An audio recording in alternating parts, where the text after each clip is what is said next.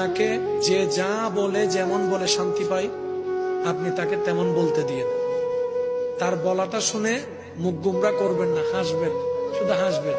যদি জিজ্ঞেস করে আমি তোরে বকলাম, বকা দিলাম, মন্দ বললাম, তুই হাসলি কেন, আপনি শুধু একটুটুক বলবেন, এই অশান্তিময় পৃথিবীতে কেউ কারো শান্তি এনে দিতে পারে না।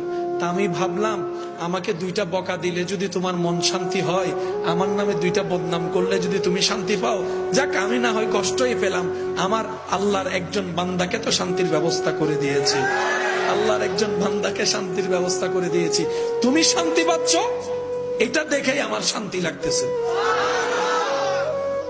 মনে থাকবে ইনশাআল্লাহ। একটু কঠিন, কিন্তু বিশ্বাস করেন উত্তর দেওয়ার চাইতে বড় মজা হচ্ছে চুপ করে থাকা। প্রতিশোধ নেওয়ার চাইতে বড় মজা হচ্ছে ক্ষমা করে দেওয়া।